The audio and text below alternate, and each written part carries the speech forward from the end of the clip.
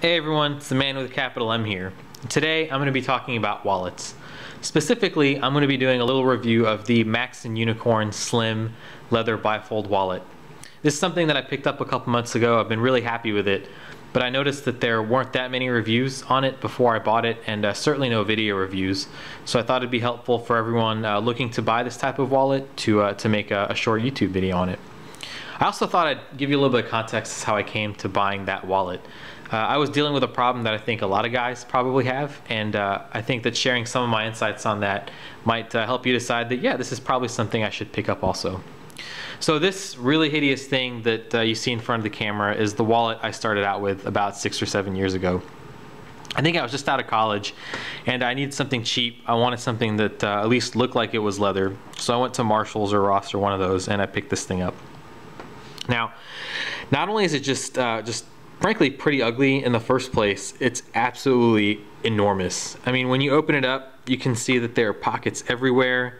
There's this plastic flapping book that just encourages you to put more cards in it. There's actually two billfold areas in here, so it's almost like they want you to stuff every single old receipt that you have into it. And it's just, I mean, it's really hideous. I don't really know what I was thinking. And it looks ugly in two ways, of course. The first one is just inherently looks ugly. I mean, you can't really, pull this out and not be ashamed of it, even though I wasn't at the time. I just didn't know any better. But the other thing is it just completely ruins the lines of whatever outfit you're wearing. I mean, try having this in your back pocket or your front pocket. It's just horrible. So fast forward a few years and I realized that, yeah, I mean, there was a problem here. I really needed to start slimming some of this stuff down. So I saw this infomercial on TV and picked up this thing called the Slim Clip. Now, usually people will say, well, it's as seen on TV, it can't really be that good.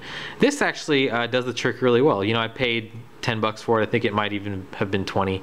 Either way, nothing very expensive, and it was actually very functional.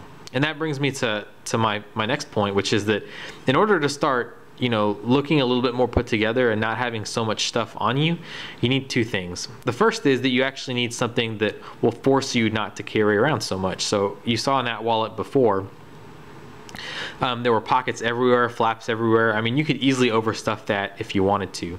So by getting something a lot smaller, I was forcing myself not to carry around so much. But the thing is, even on the smallest, wallet or clip, you can still easily overfill it if you want to. So you not only need something to force you to carry a lot less, you actually need the will to actually carry around less. And that's why this clip was very good. But I miss the feeling of leather. I miss the smell of leather. I just think a leather wallet is something that's very classy, and a lot of guys would do well to own one. So though this thing was great, functionally, it just didn't have the form that I wanted. So I started looking around, and lo and behold, one day in GQ, there was a write-up on, 10 essential things that guys should have or something like that. And this Maxx&Unicorn wallet came up. What I guess caught GQ's attention as well as mine was that there's actually no seams. So when you think of, something really rugged and durable, a seam tends to be thought of as a weak point. So if you don't have any seams, presumably it's a very long-lasting product. That should actually follow from the fact that it's made in USA. So if you read manwithacapitalm.com often, you'll know that made in the USA comes up a lot. And there's a reason for that. I do think that it stands for quality goods.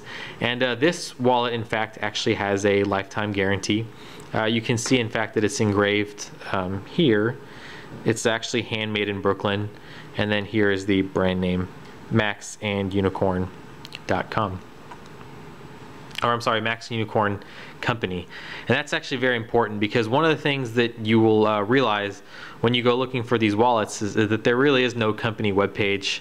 It seems like the guys making these wallets just sort of sell them wholesale, and it's up to you to then basically search them out on Google, and you can buy them from various curated men's websites. But there's really not one central place you can go buy these things. The other thing that you should keep in mind is that they make a lot of really actually cool looking wallets, same style but just different materials and patterns, but they're quite limited edition. So if you see a pattern that you like, you should jump on it pretty quickly. In fact, one of the things that I was sad I couldn't find was a version that is gold embossed. So you can see the Dueling Pistols logo here, which I think is awesome. But they have a version where it's actually gold embossed into it, and then also the the embossing here and here is in gold, and in the pictures it looked really awesome, but unfortunately, you know, didn't get to it in time. So if you are looking to buy one of these and you find a pattern you like, absolutely jump on it. So what about the wallet itself? Well, the first thing is that once you actually get it, the leather smell is just amazing. I mean, I think a lot of people would agree that it is a very pleasant smell, and it's something that I really enjoy when I unbox anything that's leather, and this definitely has that. I mean, you can tell it's just a really nice smell. You can tell it's a nice piece of leather, and it's just great. So great first impression opening it up. When you actually look at the profile, I mean, it is incredibly slim. In fact, if I compare it to the one I started out with, you know, I mean, it's really night and day. And you can see also that, yeah, when you open it, there aren't any seams. You know, it's basically just a pattern that's been cleverly cut and then folded over. The only, I guess, weak point you could say is that there is this flap here is actually glued down. Now, I have heard in some online comments that can come unglued and dirt can get stuck under it. I've had this thing almost a year and haven't had that issue, although I do see how conceivably that could be a problem. But again, these have a lifetime guarantee, so if you have a problem with it, you know, just send it back. As far as, you know, functionally, how does it work? I mean, it definitely covers the criteria that you should have something that, you know, doesn't encourage you to put more stuff into it. It is very slim. There really are only a couple pockets to speak of, so one here, and then the currency pocket up here. So there's really not a lot of ways that you can overstuff it.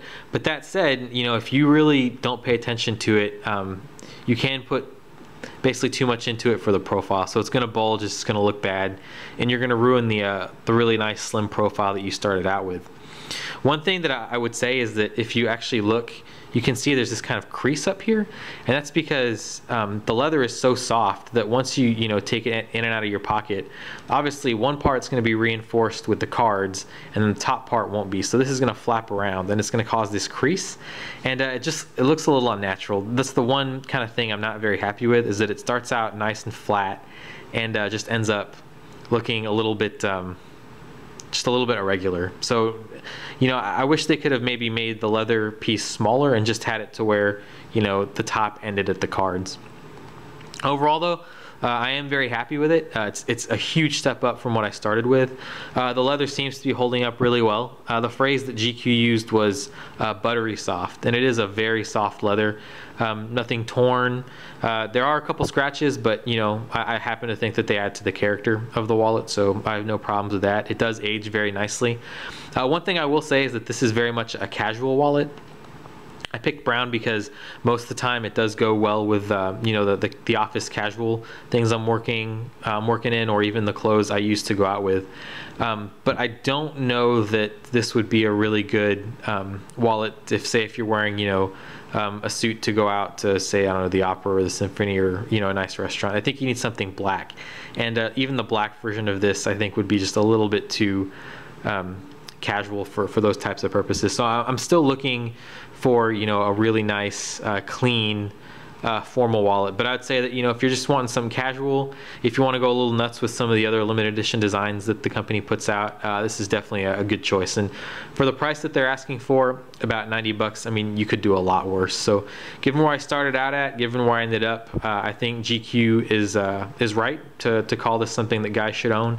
And if you do a little searching and come across Maxx&Unicorn wallets, definitely recommend picking one up.